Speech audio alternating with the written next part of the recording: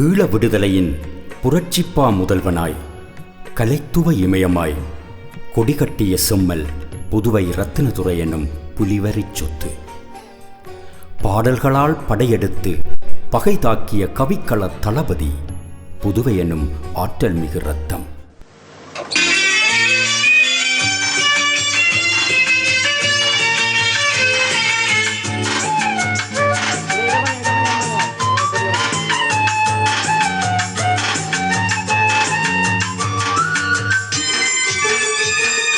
சந்தோஷ மேகங்கள் வந்தாடும் நேரத்தை செந்தூர பூமலை தூவியது.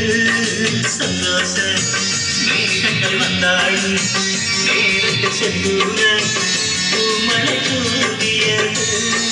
சென்றார்கள் சென்றார்கள் சென்றார் நேரம் தேகமெல்லாம் மின்னல் ஓடியது. எங்கள் தேகமெல்லாம் மின்னல் ஓடியது.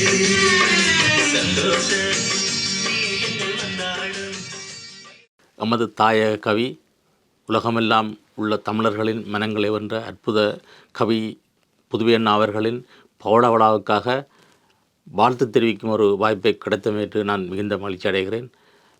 அத்துடன் இந்த பவள விழாவை நடத்த வேண்டும் என ஒருங்கிணைப்பு செய்து கொண்டிருக்கும் அனைத்து அன்பு உள்ளங்களுக்கும் எனது மனமார்ந்த ஆள் மனதிலிருந்து ஒரு அன்பை நான் வாழ்த்துக்களாகவும் பாராட்டுக்களாகவும் தெரிவித்துக் கொள்கிறேன். உண்மையிலேயே ஒரு எமது இனத்தின் அடையாளமாக, எமது இனத்தின் கலைத்துவ இலக்கிய அடையாளமாக இருக்கும் அந்த புதுவை அண்ணா அவர்களின் அந்த அனைத்து பாடல்களுக்கும் மிருதங்கம் இசைத்தவர் என்ற வகையில் உண்மையில் எமது மாவீரர் தூயிலுமில்ல பாடல், மாவீரர் தூயிலுமில்லத்தில் மலர் வணக்க பாடல் மற்றும் எமது தேசத்தின் தேசிய கொடிப்பாடல் போன்ற அனைத்து பாடல்களுக்கும் மற்றும் அவரால் இயற்றப்பட்ட அனைத்து ஒளிநாடாக்களுக்கும் மிருதங்கம் இசைத்தவன் என்ற வகையில் அவரோடு தொடர்ச்சியாக ஆரம்பத்திலிருந்து இறுதி நமது போராட்டம் மௌனித்தது என்று சொல்லப்படும் அந்த காலப்பகுதி வரையும் அவருடன் சேர்ந்து பயணித்தது என்ற வகையில் அந்த கலைத்துவ அனுபவங்களை ஒரு சிறிய நேரத்துள் நான் சொல்லி விடலாமென நினைக்கிறேன். அது முடியாதென்றாலும் அந்த அற்புத மேதையின் பக்கத்திலிருந்து வாழ்ந்தவன், அற்புத மேதையின் அற்புதமான அந்த கவித்துவ நடைமுறையை, அவரது மனித மாண்புகளை, அவரது தேசப்பற்றை, தலைவர் மேல் கொண்ட அவரது அன்பை மற்றும் இந்த மக்கள் மேல் கொண்ட பற்றை, மண்ணின் பற்றை நேரடியாக பார்த்து வளர்ந்தவன் என்ற வகையில் சில செய்திகளை சொல்லி அவருக்கான வாழ்த்தை தெரிவித்துக் கொள்ளலாம் நினைக்கிறேன். உண்மையிலேயே 90களின் ஆரம்பத்தில், அதுக்கு முன்பும் அவரது ஒரு போராளியாக அவர் தன்னை அடையாளப்படுத்தி கொண்டிருக்க முதலே அவரை நாங்கள் ஒரு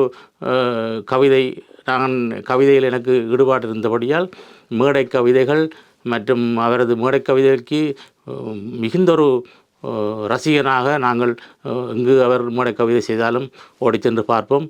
உண்மையிலே புதுவை அண்ணாவின் கவிதை சொல்லும் அந்த பாங்கு கூட எங்கள் பாடசாலைகளில் மற்றும் நாங்கள் பல்கலைக்கழகத்தில் படிக்கும் பொழுது அதை நாங்கள் பின்பற்றுவோம். நெருப்பு நதியில் நீராடிய வீரர்களின் நெஞ்சுரத்தை வைரமாக்கிய போர்க்கவிதை புதுவை ரத்தினதுரை. மேகம் தழுவி விளையாடும் உயர்மலைகள் ஏதுமற்ற தேசம் என்றாலும் சிரித்தபடி சாவை தன் தோள் மீது தாங்கி எதிரி முகாம் போகும் புலி வீரர் பிறந்த நிலம். வளைந்து ஓடும் வற்றா அருவி வருட மலர்காடு சிற்றாடை பூண்டு சிரிக்காத நிலமெனிலும் சின்ன பூவெல்லாம் செருக்களத்தில் நின்றாடி சன்னப்பூ நெஞ்சில் சாத்தும் தமிழீழம். வீரம் விளைந்து விளையாடும் எம்மண்ணில் கையளவு அள்ள கருதியவன் வந்தாலும் மெய்யாய் அவன் திரும்பி மீளான் இது உறுதி. எங்கள் தேசிய கவிஞர் புதுவை ரத்தினதுரை அவர்கள் இந்த மண் எங்களின் சொந்த மண் என்ற பாடலோடு எனக்கு அறிமுகமானார். அதில் ஆரம்பித்து தொடர்ச்சியாக பல விடுதலை பாடல், ஒலிநாடாக்கள், இருவட்டுக்கள் என்பவற்றை தயாரித்து பாடல்கள் எழுதியும் என்னோடு இசைப்பணி ஆற்றினார். இவரது படைப்புக்கள், பாடல்கள் எமது காலத்தின் குறிகாட்டியாய் எம்மோடும் எம் சந்ததியோடும் நிலைத்திருக்கும். ஈடுவைத்து நண்பனாலா தமிழீழம் தரப்போவதாக ஆடும் வரை ஆடுவிட்டு ஆனந்தானா இப்போ ஆனதாக உடனே முன்னாடி போட்டு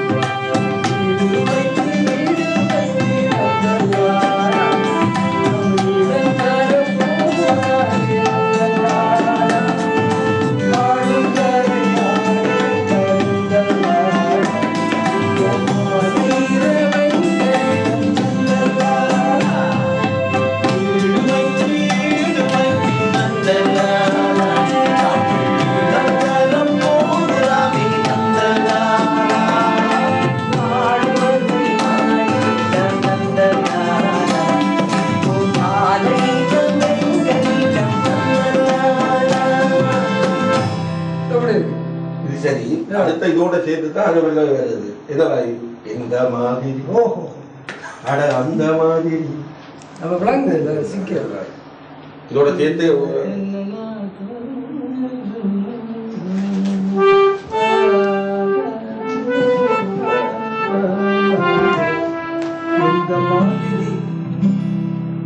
அந்த மாதிரி இந்த மாதிரி அட அந்த மாதிரி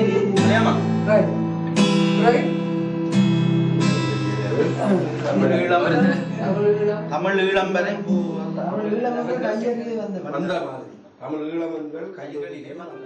தாயின் மடியிருந்து தமிழ் கவிஞன் வாழ்த்துகின்ற வாயின் வலிய மொழி வாழ்வு தரும். நீ வளர்ந்து தேசம் முழுதும் ஆளும் திறன் அடைவாய். எம் தேசம் மீதும் உன் அலைகள் மிதக்கும். நாம் பார்த்து பூரிப்பு அடைய வந்து புன்னகைப்பாய். விடுதலையில் ஊறி கிடக்கின்ற ஊரெங்கும் உனது தமிழ் வேறு பதியும். விடுதலைக்கு நாள் குறிக்கும். புற்றீசல் போல புலம்பெயர்ந்த நாடு எங்கும் விற்பனையின் சரக்காகி விளங்குகிறது தொலைக்காட்சி. தெருவில் ஒரு தொலைக்காட்சி, திண்ணையில் ஒரு ஒலிபரப்பு, அருகில் ஒரு மாத இதழ், அடுப்படியில் வார இதழ் என்று திசையெங்கும் எழுந்துள்ளது புதிய விசை. நின்று விடுமோ, நிலை பெற்று வாழ்ந்திடுமோ, நன்று என வாழ்த்த நம்மவர்கள் வெல்லுவரோ ஒன்றும் தெரியவில்லை. உயரட்டும் தமிழ் கொடிகள். தேச உணர்வின் உயிர்ப்பில் கலை பண்பாட்டின் அதிபதியாய் அரியணையில் அமர்ந்து ஆளுகை புரிந்த அற்புதம். அவர் ஒரு போராளி கவிஞர். விடுதலை புலிகளுடன் தன்னை இணைத்துக் கொள்வதற்கு முன்பாக கலை பண்பாட்டுக் கழகத்தினுடைய ஒரு பொறுப்பாளராக விடுதலை புலிகளினுடைய அந்த துறையை நிர்வகிப்பதற்கு முன்பாகவே அவர் ஒரு போராளி கவிஞர் தான். அவர் இடதுசாரி சிந்தனையின்பால் சுவீகரிக்கப்பட்டவர் அல்லது அதனை தன்பால் ஈர்த்து கொண்டவர். ஆனால் பின்னர் தமிழ் தேசிய விடுதலையில் தன்னை இணைத்து கொண்டார். இடதுசாரி சிந்தனை மரபில் ஊறித்தழைத்த ஒரு கவிஞர் தமிழ் தேசிய பரப்பிற்குள் எவ்வாறு நுழைந்தார் என்று சொல்லி நானே அவரிடம் கேட்டிருக்கின்றேன். மானுடம் எங்கெல்லாம் வதைப்படுகின்றதோ அங்கு என் குரலில் நான் என்னுடைய கருத்துக்களை சொல்வேன், அங்கு என் குரல் ஒலிக்கும் என்று சொன்ன கவிஞர் தான் புதுவை ரத்னதுரை அவர்கள். தமிழ் தேசியத்தில் நிலைப்பாடை அவர் எடுத்ததற்கான காரணம், இங்கே தமிழினம் வதைப்படுகின்ற பொழுது அதற்காக அவர் குரல் கொடுக்க வேண்டும் என்கின்ற நிலைப்பாடு தான். உலகம் பூராவும் வியட்நாமில் மக்கள் அமெரிக்க ஏகாதிபத்தியத்தினால் கொல்லப்பட்ட பொழுது அவரது கவிதைகள் அதற்காக அழுதது. பாப்லா நெருடோ கொல்லப்பட்ட பொழுது அதற்காகவும் அவருடைய கவிதை வந்து அழுதது. ஆகவே அவர் உலகத்தில் இருக்கக்கூடிய அடக்குமுறைகளுக்கும் ஒடுக்குமுறைகளுக்கும் எதிராக போராடிய மக்கள் பாதிக்கப்பட்ட பொழுது அவர்களுக்காக குரல் கொடுக்கின்ற பொழுது தன்னுடைய இனத்துக்காக அவர் குரல் கொடுக்க வேண்டிய ஒரு நிர்பந்தத்தில் அவர் தமிழ் தேசிய நிலைப்பாட்டை எடுக்கின்ற நிலைக்கு வந்து தள்ளப்பட்டார். என்னை பொறுத்தவரையில் நான் பாரதியை சந்தித்ததில்லை. பாரதியை வந்து அவருடைய கவிதைகளுக்கூடாகத்தான் நான் தரிசித்திருக்கின்றேன். ஆனால் என்னுடைய வாழ்நாளில் நான் சந்தித்த பாரதி என்று சொல்லி கேட்டால் அது நிச்சயமாக புதுவை அண்ணர் தான். ஒரு கலைஞனுக்குரிய சுதந்திரமான உணர்வும் சுதந்திரமான பங்கேற்பும் அவரிடம் இருந்தது. நான் நினைக்கின்றேன் தலைவர் பிரபாகரன் அவர்கள், எங்களுடைய மேதகு பிரபாகரன் அவர்கள் அதனை அனுமதித்திருந்தார். எந்த விதமான கட்டுப்பாடுகளும் இறுக்கங்களும் கவிஞர் புதுவை ரத்னதுரையினுடைய படைப்புகளுக்கு இயக்கத்தில் ஒருபொழுதும் இருந்ததில்லை என்பதை நான் நன்கு அறிவேன்.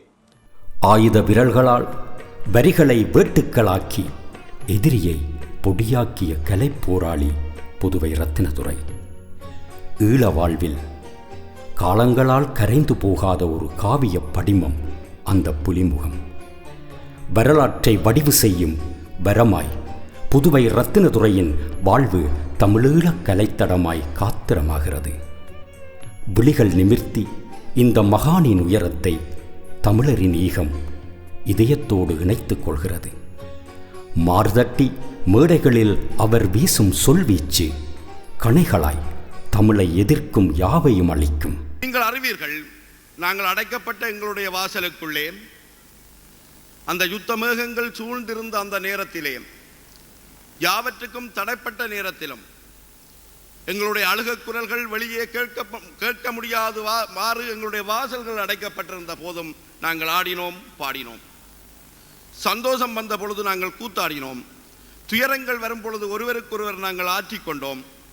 பெரும் பெரும் வெற்றிகளை ஈட்டிய பொழுதெல்லாம் எங்கள் முதுகிலே இறக்க கட்டி நாங்கள் வானத்திலே பறந்தோம். கால பெருவழியில் நீண்டு கொண்டிருக்கும் புதுவை அண்ணனின் புரட்சி தடங்கள் இன்னும் நினைவுகளை நிறைத்து ஒலிக்கும். நாங்கள் இருவரும் ஒரே பாடசாலையில் ஸ்ரீ சோமஸ்கந்த கல்லூரி புத்தூரில் கல்வி பயின்று பலகாலம் நண்பர்களாக இருந்து திரும்ப அவர் கல்வியை முடித்த பின்பு அவர் தனது தொழிலாக பாடல்களை எழுதுவதும் கவிதைகள் எழுதுவதுமான சிறப்பு தொழில்களை செய்து கொண்டு வந்த வேளையிலே தமிழீழ மட்ட போராட்டம் தொடங்கிய காலத்தில் அவருக்கு ஒரு தேவை இருந்தது. அந்த போராட்டத்திற்கு தன்னுடைய பங்களிப்பு முக்கியம் வாய்ந்தது என்பதனால் அவர் அந்த போராட்டத்திற்கு தன்னை அர்ப்பணித்து அந்த போராட்டம் தொடர்பான சகல நடவடிக்கைகளையும்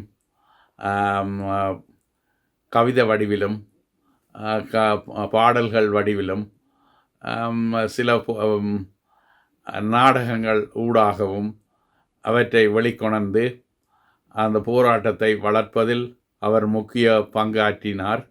புத்தூர் போன பின்பு புட்டெதற்கு சோரெதற்கு என்று பாடிய புத்தூர் மண் பெற்ற மகத்துவம் இந்த உணர்வாளன்.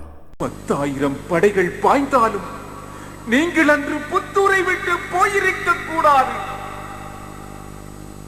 ஊரிழந்த பின்னர் உயிர் போகாதிருப்பது தமிழன் பேருக்கு இழுக்கு. புத்தூரில் இருந்து மட்டும் 8,000 பேர்கள் எழுவீர். பகை முடிப்போம். புத்தூரை கொடுத்த பின்னர் உனக்கு புட்டதற்கு சோரதற்கு. பிறவி கவிஞனாய் தன்னை பதியம் செய்து போர் மண்ணை தொடும் முன் காதல் பாடல்கள், பக்தி பாடல்கள். 12 கண்ணிருந்தும் பார்க்கவில்லையே, நான் பகலிரவாய் பாடுகின்றேன்.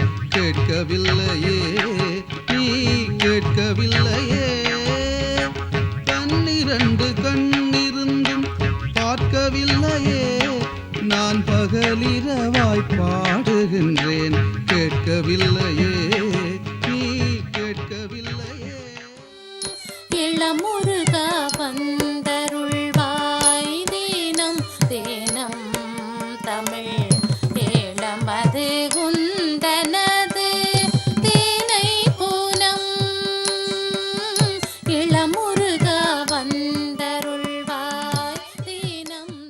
சமூக சிந்தனை கவிதைகள், பெண் விடுதலை பாடல்கள், சாதிக் கொடுமை பதிவுகள் என்று தன்னை ஒரு சுய சக்கரத்தில் சுழற்றிய படைப்பாளனாய் பலம் வந்த கலைத்துவம் இந்த வசீகரம். எனக்கு என்னென்னு பார்க்க 10 வயது அவர் இளையவர். அவர் 17-18 வயது இளைஞனாக என்னோட கவியரங்களில் வந்து பாடுவார். ஒரு நார்மலை போட்டியோடு மெல்லிய பொடியன் கையை வீசிக்கொண்டு வருவான். வந்து வீச்சாக அவனுடைய பேச்சு, அவனுடைய கவிதையை சொல்லுகின்ற விதம் சபையை கலகலக்க வைக்கும். அப்படியான ஒரு புணர்ச்சியான ஒரு வீச்சான செந்தமிழ் கவிஞன். இலக்கிய பொழிவுகள், கம்பன் கழக மேடைகள், சீன கம்யூனிஸ்ட் கட்சி பிரசாரம் என இளமை பருவத்தில் தனக்கான திசையில் விடிந்து கொண்டிருந்தவர். எனக்கு அவரே ஒரு மார்க்சிஸ்ட் அல்லது கம்யூனிஸ்ட் கவிஞனாகத்தான் தெரியும். தொடக்க கால அவருடைய அரசியல் சித்தாந்தம் அப்படியாகத்தான் இருந்தது. ஏனென்றால் அவர் சாதாரண மக்களுக்காக, அடிநிலை மக்களுக்காக பாடிய கவிஞன்.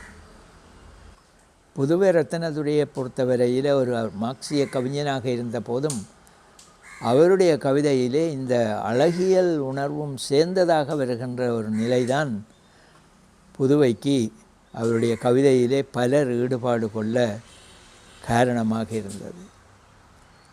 அதிலே அவர் ஒரு காதல் கடிதம் ஒன்று எழுதினார். அவரை அறிந்தவர்கள் எல்லோருக்கும் தெரிந்த கவிதை அந்த கவிதை. தொடக்க காலத்திலே எழுதப்பட்ட கவிதை. அந்த கவிதையிலே அவர் சொல்லுகின்றார், தான் ஒரு பெரிய உலகளாவிய ஒரு பெரிய சேவை உள்ள ஒன்றுடன் தான் சேர்ந்து ஒன்றாகிவிட்டதாகவும் அதிலே தொடர்ந்து இயங்குவதென்ற அந்த ஒரு நிலையினை அங்கே அவர் குறிப்பிட்டு இருந்ததையும் நாங்கள் அந்த காதல் கடிதத்திலே பார்க்கக்கூடியதாக இருந்தது. புதுவையினுடைய கவிதைகளை பலரும் ரசிப்பதற்கு காரணம் என்னவென்றால் அவருடைய அது சொல்லொழுங்கு, அந்த சொற்களை சொல்லுகின்ற முறை, அதை அடுக்கி கொண்டு போகின்ற முறை, அவற்றுக்கு உள்ளே இருக்கின்ற ஒரு வகையான ஓசைத்தன்மை, அது அவருடைய கவிதைக்கு ஒரு தனித்துவம் கொடுத்து கொண்டு வந்தது. 1986-87 காலப்பகுதியில் விடுதலை புலிகளின் அரியாலை பிரதேச பொறுப்பாயிருந்த மலரவனால் யாழ் வின்சென்ட் தியேட்டரில் மாதாந்தம் நடாத்தப்படும் கவின் கலை அரங்கில் புதுவை அண்ணன் மேடையேற்றப்பட்டார். அந்த காலங்களில் ஏரியா செய்த அரியாலை பிரதேச ஏரியா செய்த மலரவனால் வின்சென்ட் தியேட்டரில் 87ஆம் ஆண்டு கவின் கலை அரங்கம் என்று சொல்லி வின்சென்ட் தியேட்டரில் அதற்கு பெயர் வைத்து அந்த நிகழ்ச்சியை மாதாந்தம் நடத்தி வந்தார். அந்த ஆரம்ப நிகழ்ச்சியில் முதலாக புதுவை அன்னை கவியரங்கு, அதாவது கவிதை வாசிக்க நான் கேட்டேன். அந்த நேரம்தான் அங்கு வந்த கலைஞர்கள் எல்லோருமே புதுவை அன்னையை பற்றி எனக்கும் என்னுடைய நண்பர்களுக்கும் விளங்கப்படுத்தினார்கள். அதன் பின்னர் அமைப்பில் தன்னை முழுமையாக்கி தனித்தடமானார். கேர்னல் கிட்டு அண்ணனால் புதுவை ரத்னதுரை தலைவருக்கு அறிமுகமானார். அன்று முதல் ஈழமூச்சை தாங்கிய தேகமாய் பறந்து திரிந்தார் பாவலர். ஜனவரி 16 கிட்டண்ணா விரைச்சாவடைந்தவுடன் எங்கள் எல்லோரும் வீடுகளுக்கும் வாகனங்கள் வருகிறது. புதுவெண்ணா வரட்டா உண்டு. அங்கே போனால் அந்த நாங்கள் ஒளிப்பதி செய்யப்படும் அந்த இடத்தில் புதுவெண்ணா இருந்து பாடல் எழுதி கொண்டிருக்கிறார். கண்ணன் மாஸ்டர் காமியத்துடன் இருந்திருக்கிறார். நாங்கள் எல்லாம் போகிறோம். எங்களுக்கு சொல்லப்படுகிற செய்தி நாட்டு மக்களுக்கு தெரியாது. எங்களுக்கு இரவு சொல்லப்படுகிறது கிட்டண்ணா வீரைச்சா உண்டு. நாங்கள் எல்லோருமே மிக மனவருத்தத்துடன் எமது வாத்தியங்களை வைத்து காத்து கொண்டிருக்கிறோம். ஒளிப்பதி கூடத்தில் புதுவெண்ணா அந்த தளராத துணிவோட பாட்டை எழுத சிட்டு வரவழைக்கப்படுகிற பாடுவதற்கு இரவிரவாக அந்த ஒலிப்பதிவு செய்யப்பட்டு நாங்கள் அது உணர்வாக அந்த கிட்டண்ணாவின் நினைவை தாங்கி கொண்டு உணர்வாக நாங்கள் அந்த பாடலை வாசிக்கிறோம். மிக சிறப்பாக சிட்டு அழுது கொண்டு பாடுகிறார். கணன் மாஸ்டர் மனம் உருகி இசையமைக்கிறார். புதுவெண்ணா கிட்டு அண்ணாவின் நினைவுகளை அவருடன் வாழ்ந்தவர், அவரால் வளர்க்கப்பட்டவர். அந்த அவரது சிந்தனைகளை தாங்கி வரிகளை எழுதுகிறார். ஒவ்வொரு பந்தியும் கண்ணன் மாஸ்டர் இசையமைக்க புதுவெண் எழுதுகிறார். அப்புறம் மிக ஒரு அற்புதமான மிக அந்த ஆழமான ஒரு கவித்துவமும் மண்பற்று கொண்ட அந்த கவிஞர். தளராத துணிவோடு களமாடினாய் என்று தமிழீழ நினைவோடு படகேறினாய். அழகான திருமேனி தணலானதோ. அண்ணாவின் வரிகள், அந்த அவர் செய்யப்பட்ட அந்த வேகம், தலைவரின் சிந்தனை எவ்வாறு செயற்படுத்துகிறார் என்ற அந்த அற்புதமான அந்த அந்த அந்த போராளியின் செயற்பாட்டை நான் எப்பொழுதும் மறக்க மாட்டேன். அந்த செயற்பாடு இறுதி அந்த மௌனித்தது என்று சொல்லப்படும் காலப்பகுதி வரையும் அவரோட இருந்தது. எப்பவும் தன்னை ஒரு கவிஞராக, தன்னை ஒரு படைப்பாளியாக, தன்னை நாடி வரும் அற்புதமான இளம் கலைஞர்களை வளர்த்து விடுவதாக, அவருக்கு ஊக்கம் கொடுத்து விடுவதாக எப்பவும் அவர் தன்னை வைத்து கொண்டிருந்தார். நல்லூர் வீதியில் தியாகி திலீபன் நாவரண்ட போது அந்த அகிம்சை போரை அகிலத்துக்கு தன் சொல்வீச்சால் எடுத்துச் சென்றவர் புதுவை எனும் புலிக்கவி. இங்கு ஓர் மலர் வாடுகின்றதே, இதய நாடிகள் ஒடுங்குகின்றதேம், தங்கமேனியை சாவு தின்னுவேம், தணலில் ஆடிய மேனி வேகுதேம், பொங்கி நின்றவன் பேச்சடங்குதே, பொழுது சாயுதே வந்து பாரடா வாட முன்னொரு செய்தி கூறடாம். இங்கு ஓர் மலர் வாடுகின்றதே, இதய நாடிகள் ஒடுங்குகின்றதே, தங்க மேனியை சாவு தின்னுதேம், தணலில் ஆடிய மேனி சோறுதேம், பொங்கி நின்றவன் பேச்சடங்குதே, பொழுது சாயுதே வந்து பாரடா.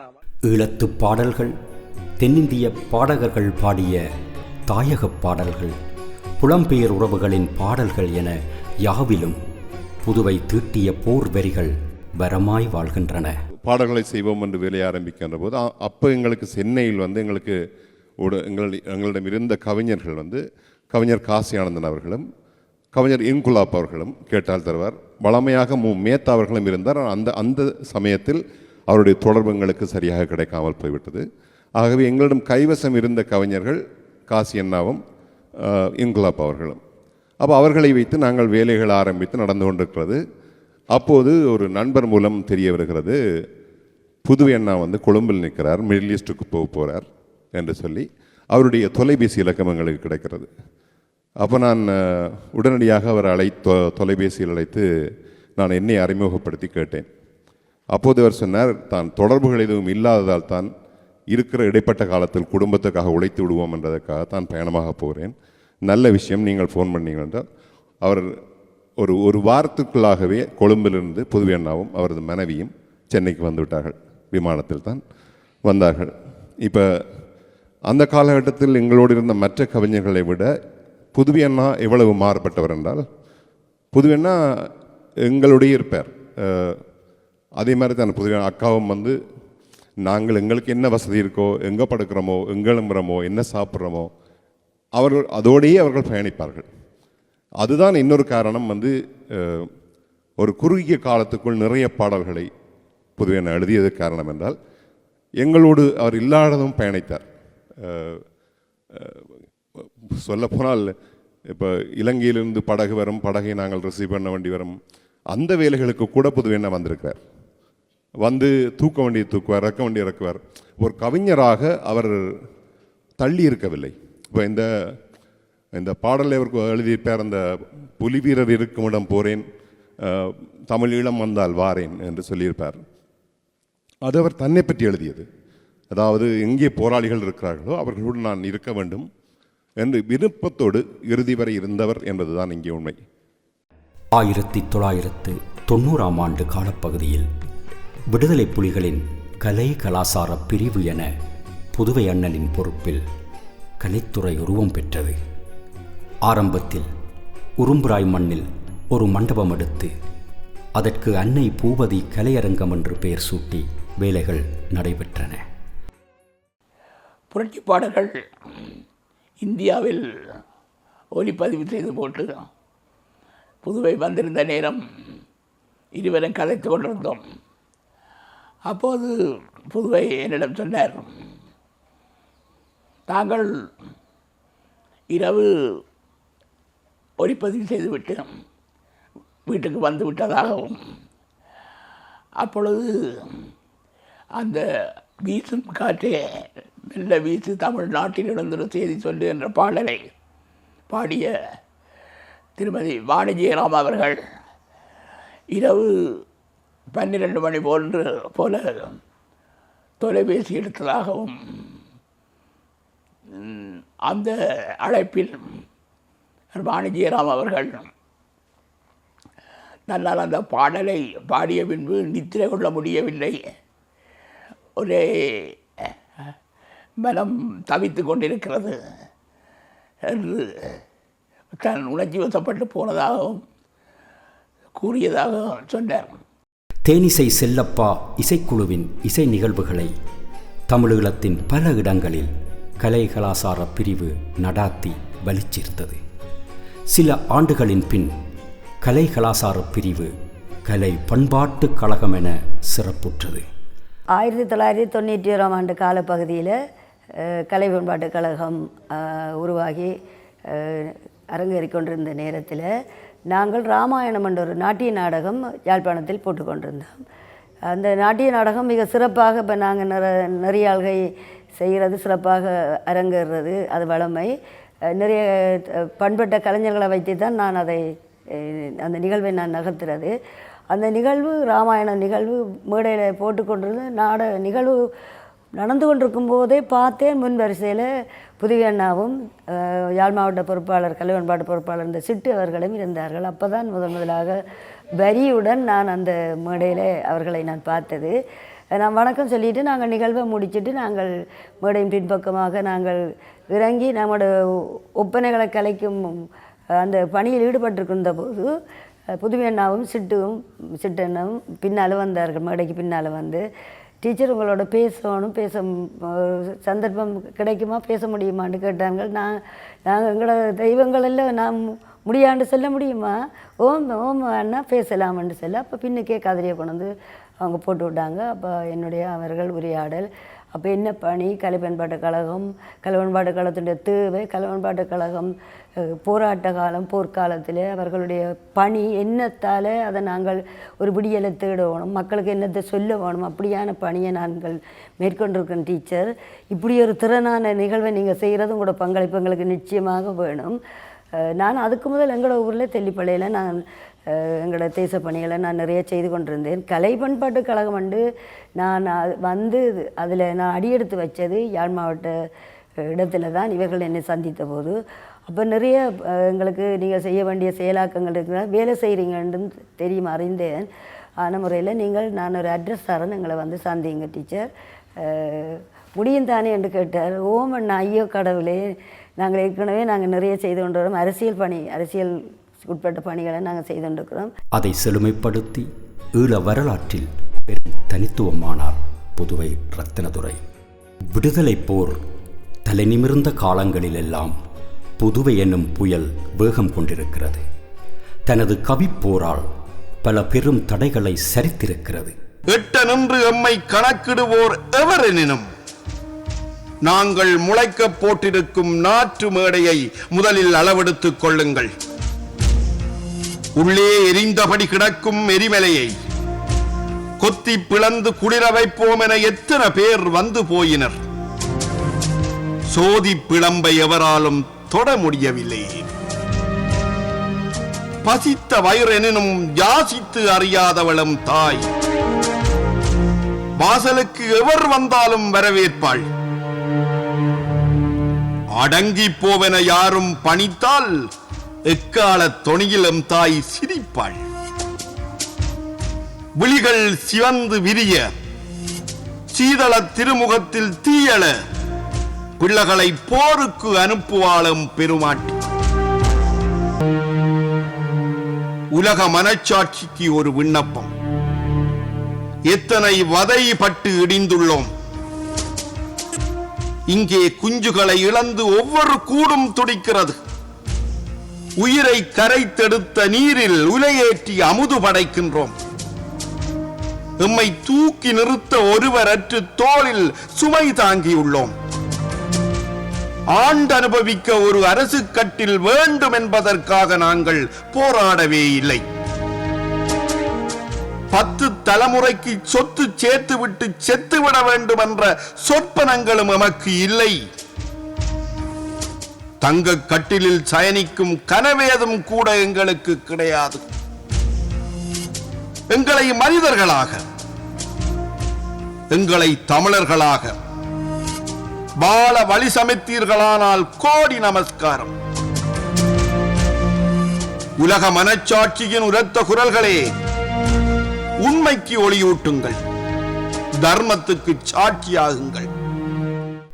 புதுவை அண்ணனின் வீர வரிகளை கேட்டு பாடலாசிரியர்களாய், படை தளபதிகளாய், பெண்ணிய பெரும் நிமிர்வுகளாய், சமுதாய சக்கரவர்த்திகளாய், கரும்புலி காவியங்களாய் என பல பரிமாணங்கள் பிறந்திருக்கின்றன.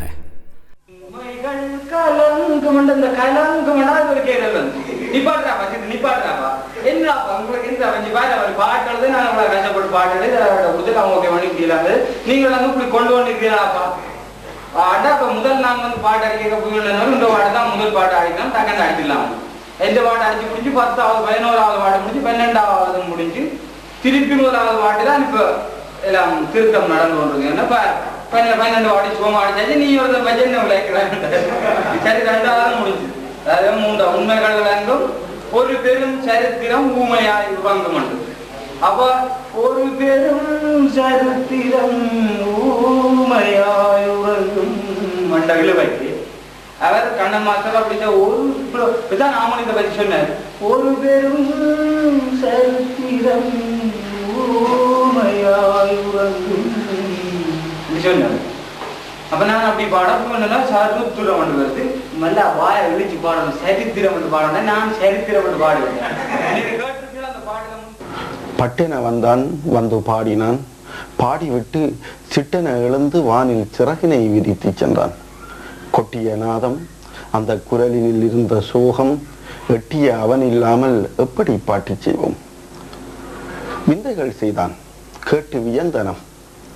செவிக்குள் ஏதும் குந்தகம் விளைத்திடாமல் குரலினுக்குள்ளே என்ன மந்திரம் போட்டு எம்மை மயக்கினான். மயங்கி போனோம். இந்த வார அவனைப் போல எவனினி பாடப் போறான்? பாடலாம், எனினும் பாட்டில் பல பல உணர்வையெல்லாம் பூடகமாக உள்ளே போட்டவன் பாடுவானோ? நாடெல்லாம் காற்றிலேறி நடந்தவன் அவன் இல்லாமல் கூடெல்லாம் துடிக்குதம்மா, குயிலின்றி தவிக்குதம்மா. வரலாற்றை வடிவு செய்யும் மெய்யுணர்வின் ஆளுமை இவரின் கலைமூச்சில் கலந்திருக்கிறது.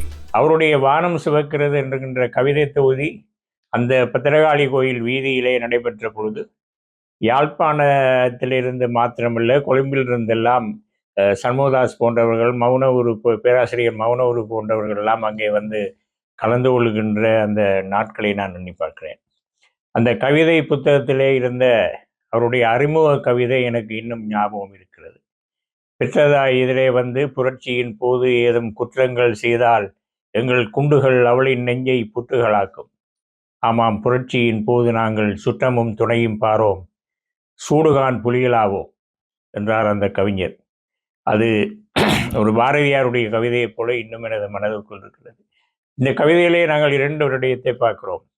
அவர் ஒரு உலக புரட்சிக்கு அல்லது இலங்கைக்குள்ளே ஒரு இணைந்த முதலாளித்துவத்துக்கு எதிரான புரட்சிக்காக அன்று பாடியவர். அந்த இடத்திலே சூடுகான் புலிகளாவோம் என்று சொல்கிறார். பாருங்கள் அவருடைய அந்த தீர்மானத்தை. அந்த புலிகளை பற்றி அன்றைய பாடி வைத்த கவிஞர் என்று நான் பின்னாளிலே அவர் தலைமையிலே நடந்த கவியரங்குகளிலே நான் சொல்லியிருக்கிறேன். ஏனென்றால் பாக்கியம் என்று சொல்கின்ற பொழுது அவருக்கு ஒரு புனைப்பெயர் இருந்தது, வரத பாக்கியான், வரதலிங்கம் அவருடைய புதல்வர். தன்னுடைய புனைப்பெயரிலே தன்னுடைய அப்பாவையும் சேர்த்து புதுவை ரத்தினதுரை, புதுவை கவிஞர் என்று போல வரத பாக்கியான் என்கின்ற அந்த பேர் தான் அதிக அளவு பிரபலியமாயிருந்தது அந்த நாட்களில். ஒரு முற்போக்கு பாய்ச்சலை புலிப்பாய்ச்சலாக்கிய புராணம் வியாசன் எனும் இந்த மனிதம். புதுவை ரத்தினதுரை, வியாசன், மாளிகா என பல பெயர்களில் ஈழ விடுதலையில் தன்னை பதிவாக்கிய புலிமொழி புதுவை ரத்தினதுரை. அப்போ அவர் எனக்கு அறிவுரை சொல்லுவார், நீ கவலைப்படக்கூடாது, கண் பார்வை இல்லைன்னு சொல்லி கவலைப்படக்கூடாது, இறைவன் ஒரு வழியை மூடினா இன்னொரு வழியை திறப்பான். அதனை குறித்து நீ எந்த விதமான கவலையும் பட வேண்டிய அவசியம் இல்லைன்னு சொல்லி அவர் எனக்கு அறிவுரை சொல்லுவார். அதுக்கு பிறகு நாங்கள் நிறைய இடங்களில் சந்திச்சிருக்கிறோம் ஆள். அப்போ நிறைய பாட்டுகள் சம்பந்தமாக வந்து அவர் சொல்லச்சு தான் நான் எழுதிக்க அவசரப்பட்டு சொல்லவே மாட்டார். திருப்பி திருப்பி ஆறுதலாக வடிவாக சொல்லுவார். அப்போ நான் எழுதினதை சரிபிள்ளை பார்க்குறதுக்கு எழுதினதை திருப்பி வாசின்னு சொல்லுவார். திருப்பி வாசி கேட்க சரிபிள்ளை பார்ப்பார். என்னென்னு சொல்கிற எனக்கு மாமா மட்டும் இல்லை, அவர் எனக்கு ஒரு தகப்பனுக்கு சமனான ஒருவர் மேலேயே என்னுடைய உள்ளத்தை தொட்டு ஒரு கவிதை என்னென்னு சொன்னால் அதான் அந்த கூவும் குயிலொன்று பாடி பறந்தது தேடி திரிகின்றோம் காணவில்லை. அந்த கவி வரிகள் இன்றைக்கு அவருக்கே அந்த கவி வரிகள் பொருத்தமாக இருக்குது இல்லையா? அவருக்கே பொருத்தமாக இருக்குது. கூவும் குயிலொன்று பாடி பறந்தது தேடி திரிகின்றோம் காணவில்லை.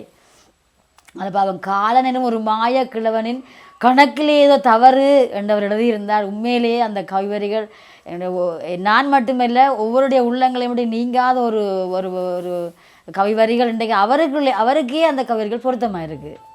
எதுவோ எவரோ எதையும் வெளிப்படையாய் பொழிந்துவிடும் கலைமிக சக்கரவர்த்தி. ஒரு நிறைவான மனிதராக நான் அவரை சந்தித்தேன். அவருடைய பல பண்புகள் என்னை கவர்ந்தன. குறிப்பாக அவருடைய கவிதை ஒப்பிக்கும் தன்மை. கேட்டவர்களுக்கு ஞாபகம் இருக்கும், அவருடைய கவிதை சந்தம் தவறாமல் வந்து விழும். அவர் கவிதையை ஒப்புவிக்கிற போது அதனுடைய ஒப்புவிக்கிற விதம், அவர் உச்சரிக்கிற விதம், தமிழை கையாளுகின்ற முறை, இவை எல்லாமே மறக்க இயலாதவை. ஒரு ஆசிரியராக, ஒரு தமிழ் ஆசிரியராக, ஒரு நல்ல தமிழ் நேசனாக நான் வாழ்ந்து கொண்டிருந்த நேரங்களெல்லாம் அடிக்கடி தவறாமல் நினைவு வருகின்ற படைப்பாளிகளுள்ளே ஒருவராக அவர் இருந்தார். அவருடைய கொள்கை பிடிப்பு, அவருடைய அணுகுமுறைகள், அவருடைய கோபம், அவர் வைத்திருந்த புனைப்பெயர்கள், அவர் பிறரோடு அடுத்தவரோடு பழகும்போது அவர் கொள்ளுகின்ற அந்த சந்தர்ப்பங்கள், அவர் மேற்கொள்ள வேண்டிய சந்தர்ப்பங்களில் அவர் கொள்ளுகின்ற கோபம், அவருடைய அந்த தார்மீக கோபம் கூட அழகான தமிழிலே வந்துவிடும். அது முதலாவது விஷயம். ரெண்டாவது, அவரோடு பழக கிடைக்கிற வாய்ப்பு அந்த நாளிலே மிக இலகுவாக எனக்கு கிடைத்தது. ஒரு மிக சந்தோஷமான ஒரு வாய்ப்பு, ஒரு பெரிய சந்தர்ப்பம் அது. உயிர் உடல் உடைமை அனைத்தையும் ஈந்த எங்கள் விடுதலை வேள்வியில் கலைத்துவ காங்கை நெருப்பானது புதுவை என்னும் நிமிர்வு. 1989 ஆண்டு தொடங்கின மாவீரர் நாள் 90ஆம் ஆண்டு கொண்டாடப்பட்டது. 91ஆம் ஆண்டு இங்கே நாங்கள் மாவீரர் துயிலும் இல்லம் என்ற இடத்தில் கொண்டாடுவதற்கு அந்த சிந்தனையை சிந்தித்து கார்த்திகை விளக்கு தீபம் ஏற்றுற மாதிரி ஏற்ற வேணும் என்று சிந்தித்து அதில் கொண்டு வந்து வச்சு நாங்கள் அந்த மாவீரர் நாளை கொண்டாடுறதுக்கு மூல காரணமாக இருந்தவர் எங்கள் புதுவை அண்ணா என்றார். ஆணிவேர் அறுபடாத ஆலமரங்களாய் ஆன மாவீர மேதைகளை விதைக்கின்ற புனித பூமிக்கு மாவீரர் துயிலும் இல்லம் என்று பெயர் சூட்டிய சரித்திர கவிஞன் புதுவை ரத்தினதுரை. சாவினை தழுவிய சந்தன பிழைகளே, தாயக கனவுடன் சாவினை தழுவிய சந்தன பிழைகளே, இங்கு கூவிடும் மங்களில் குரல் மொழி கேட்புதா குழியினுள் வாழ்பவரே, இங்கு கூவிடும் மங்களில் குரல் மொழி கேட்புதா குழியினுள் வாழ்பவரே,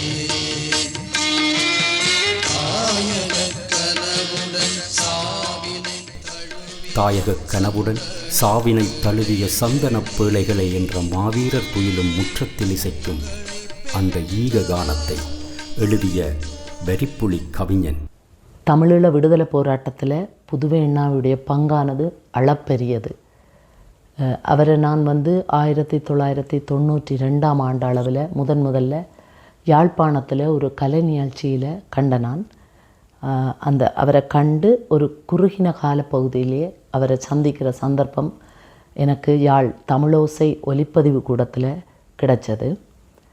புதுவேண்ணா எழுதிய பல பாடல்களை பாடும் சந்தர்ப்பம் எனக்கு கிடைச்சதை இட்டு நான் உண்மையிலேயே பெருமைப்படுறேன். அவருடைய பாடல்கள் அந்தளவு வல்லமை பெற்றவை. மாவீரர்களை மண்ணிலே விதைக்கின்ற பொழுதும் மாவீரர் துயிலும் இல்லத்திலே மாவீரர் நாளில் அன்றும் ஒலிபரப்பப்படுகின்ற மொழியாகி எங்கள் மூச்சாகி என்ற அந்த பாடல் ஒலிப்பதிவை ஒழுங்குபடுத்தி நிர்வகித்தவர் புதுவேண்ணா. அந்த பாடலை எழுதியவரும் அவரே. அந்த பாடலை பாடும் அந்த சந்தர்ப்பம் எனக்கு கிடைச்சது மிக பெரும் பேறு. நானும் அமரர் வர்ண ராமேஸ்வரன் அண்ணா, மேஜர் சிட்டண்ணா, தோழி அபிராமி ஆகியோர் இணைந்து அந்த பாடலை நாங்கள் பாடியிருந்தோம். அதனை ஒலிப்பதிவு செய்தவர் நாட்டுப்பற்றாளர் நித்யண்ணா அவர்கள். அதே போலவே மாவீரர்களை மலர் தூவி வணங்குகின்ற அந்த பொழுதில் ஒலிபரப்பப்படும் சூரியத்தேவனின் வேர்களே என்ற பாடலை புதுவேண்ணா எழுதியிருந்தார். அந்த பாடலையும் இசைவாணர் கண்ணனின் இசையில் நானும் அமரர் எஸ்ஜி சாந்தனண்ணாவும் தியாகராஜன் அண்ணாவும் பாடியிருந்தோம். கண்களில் நீர் வழிந்து ஓடிட ஓடிட கைகளினால் மலர் சூடுகின்றோ. கண்களில் நீர் வழிந்து ஓடிட ஓடிட கைகளினால் மலர் சூடுகின்றோ. காலெடுத்தாடிய மாபெரும் கவிஞர் இவர். உலகளவில் எங்கும் பேசப்படும் ஒரு பெரிய ஒப்பற்ற கலைஞர் இவர். எழுதிய பாடல்கள் எண்ணில் அடங்கா. தமிழக மண்ணுக்காக அவர் ஆக்கிய சேவைகள் அளப்பரியன. அவர் பாடலோடு மட்டும் நின்று விடாமல் கவிதைகள், அத்தோடு பட்டிமன்றத்திலையும் அவரது பேச்சுக்கள் பல மேடைகளில் தமிழீழ உள்ள மக்களின் உள்ளங்களை கவர்ந்தவர். எங்கள் தேசத்தின் தேசிய கொடிப்பாடலை எழுதிய மேன்மையானவரும் இவரே. முதலாவது மாவீரர் நாள் தமிழீழம் எங்கும் நடைபெறுகிறது. அப்பொழுது இந்திய இராணுவம் இங்கு இருக்கிறது. அந்த மாவீரர் நாளுக்கு அடுத்த வருடம் 90ஆம் ஆண்டு என்று நான் நினைக்கிறேன், தமிழீழ அந்த தேசிய கொடிக்கு ஒரு கொடி வணக்க பாடல் ஒன்றை உருவாக்கி எங்கும் அது பாடப்படுகின்ற ஒரு பாடலாக பரிணமிக்க வேண்டும் என்ற அவரது ஆவலினாலே அந்த பாடலை நான் எழுதினேன். கண்ணன் மாஸ்டர் அவர்கள் அதுக்கு இசையமைத்தார்கள். இன்று அந்த பாடல் இங்கு மட்டுமல்ல, உலகெங்கும் அந்த தமிழ் தேசியத்தினுடைய தமிழ் ஈழத்தினுடைய அந்த நாடி நரம்புகள் எங்கும் ஊடுருவி சென்று நர்த்தனம் செய்யும் ஒரு பாடலாக எங்கும் பாடப்படுவதை இட்டு நான் பெருமைப்படுகிறேன். சிலர் கொஞ்ச காலத்துக்கு முன்னும் கூறினார்கள், ஒரு நாடு உருவாக முன்னர் எப்படி ஒரு கொடி பாடல் உருவாக முடியும் என்று. அதில் சில வேறுபாடுகள் உண்டு. ஒரு தேசிய கீதம் என்பது நாடு உருவாகிய பின்னர் உருவாக்குவது. தேசிய கொடிப்பாடல் என்பது தங்களுடைய அந்த ஆன்ம குரலாக, ஆன்ம தாகத்தின் குரலாக கூடி நின்று பாடுவதற்காக ஒரு விடுதலை இயக்கங்கள் அப்படியான பாடல்களை உருவாக்கி பாடுவது ஒரு வழக்கம். அந்த வழக்கத்தின் ஒன்றாக உருவாகிய இந்த பாடல் இன்று உலகெங்குமே வாழுகின்ற தமிழ் மக்களுடைய ஆன்ம தாகமாக, ஆன்ம ஒலியாக ஒலித்துக் கொண்டிருக்கிறது.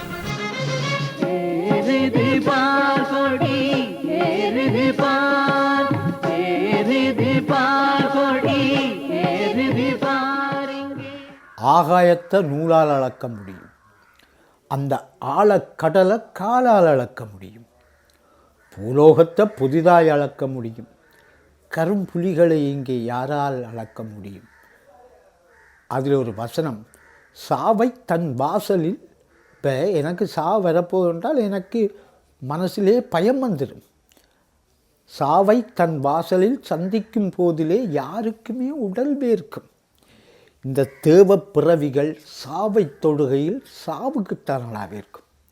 வளர்த்த கோழி உரித்திடாத வாழ்வை துறந்தவர் இவர். படுக்கும் வாயில் வளர்க்கும் நாயை கிடக்க விடும். என்ன அச்சுறுத்தலான அந்த எழுத்து, அந்த கவிஞனின் அந்த எழுத்து உண்மையில் அதற்கு பிறகுதான் இப்போ நிற்கும் பொழுது அவர் இருக்கிறாரோ இல்லையோ இறைவனுக்கு மட்டும் தெரியும்.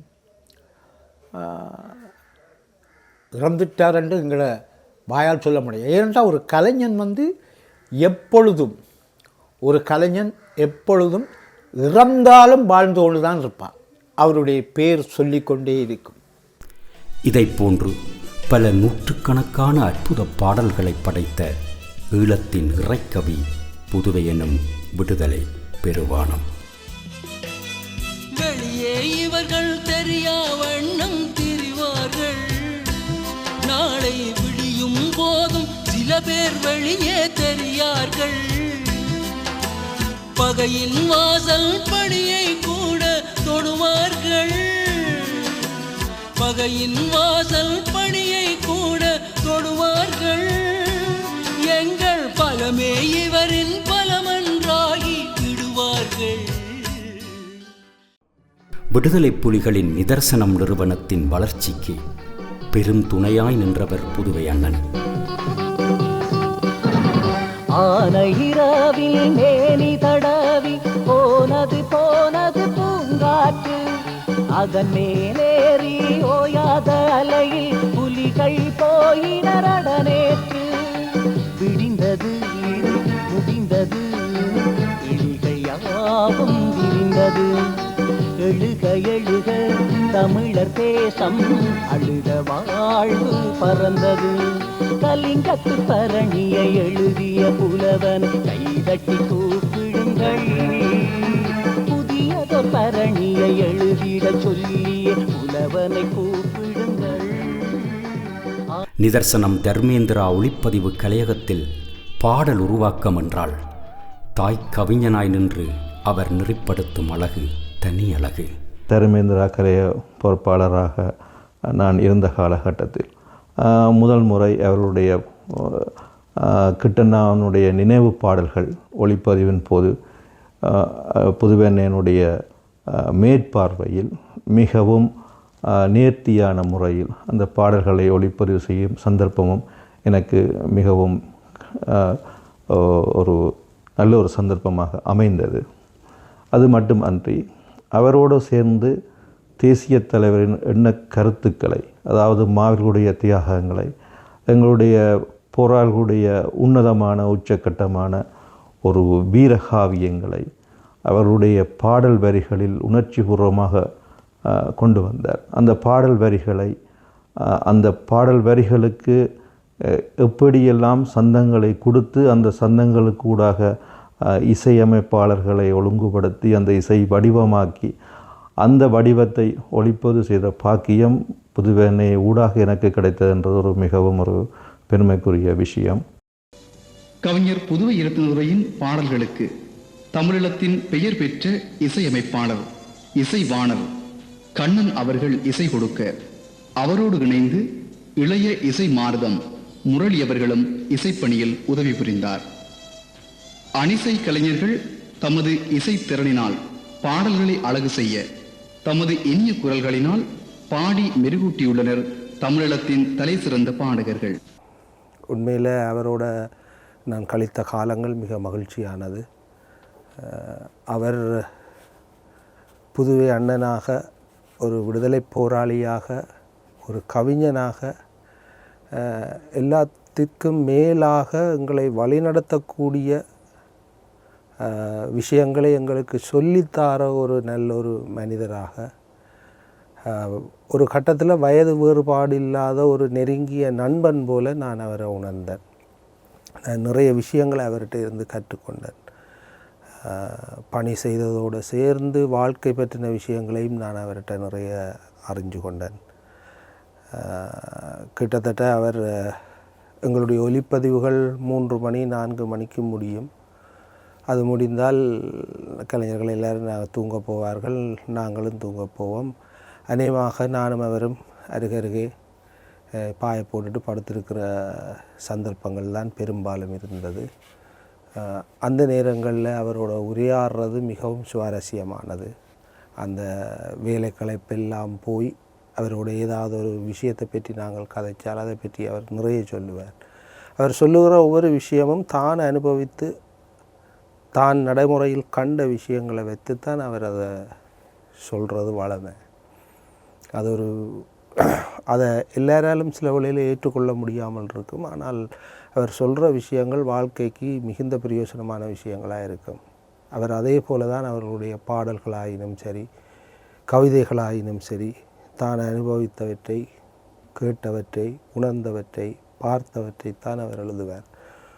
ஒரு முறை நான் அவரை கேட்டேன், நீங்களே அவர் நிறைய பக்தி பாடல்கள் எல்லாம் எழுதியிருக்கிறார். அப்போ நான் ஒரு முறை அவரை கேட்டேன், நீங்களே ஒரு கிறிஸ்தவ பாட்டு இது வரைக்கும் எழுதவில்லை, ஒரு கிறிஸ்தவ பாட்டு எழுதுங்கன்றார். அவர் சிம்பிளாக சொன்னார், அதை பற்றி எனக்கு தெரியாது, நான் கிறிஸ்தவன் இல்லை, தெரியாத ஒரு விஷயத்தை நான் அப்படி உணர முடியும், உணராத ஒரு விஷயத்தை நான் அப்படி எழுத முடியும் என்று கேட்டார். உண்மையில் எனக்கு அதுக்கு பிறகு தான் அது ஒரு படைப்பாளிக்கு இருக்க வேண்டிய ஒரு முக்கியமான அம்சமாக நான் அதை பார்த்தேன். அப்படி அவர் சொல்கிற அந்த ஒவ்வொரு விஷயமும் நிறைய பிரயோசனமாக இருக்கும். அதே நேரத்தில் அவருடைய பாடல்கள் ஒவ்வொரு பாடல்களும் ஒவ்வொரு விதமாக வரும். அவர் எழுதி கொண்டு வரும் பொழுது ஒவ்வொரு விதமாக இருக்கும். சில வேளையில் நாங்கள் ஓய்வில்லாமல் வேலை செய்வார்.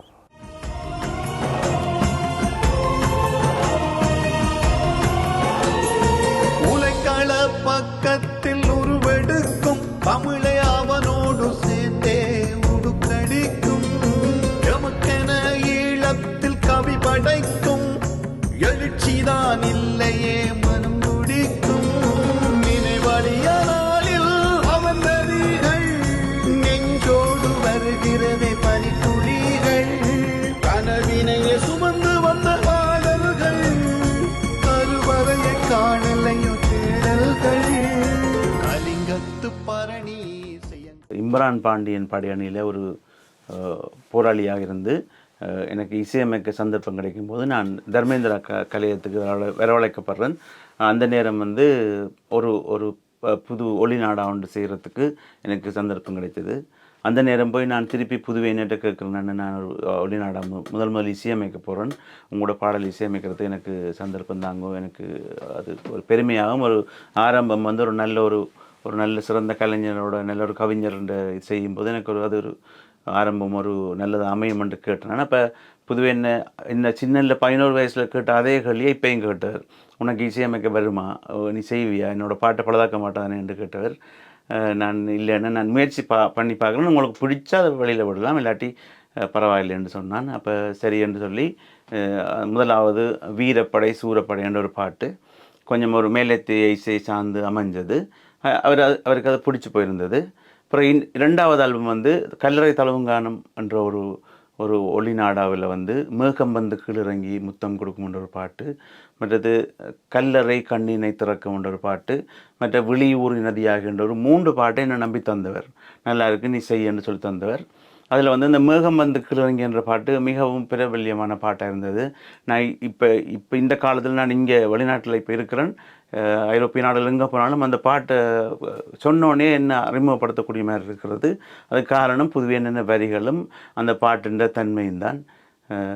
அந்த பாட்டை நான் சும்மா வாசித்து காட்டுறேன்.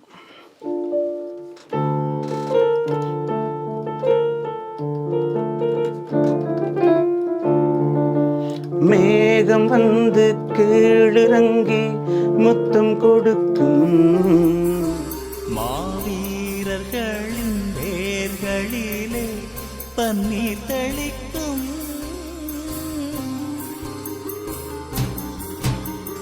கல்லறைகள் விடுதலை கருவறைகள் நாங்கள் கைகள் தோளும் தெய்வங்களின் அரியணைகள்.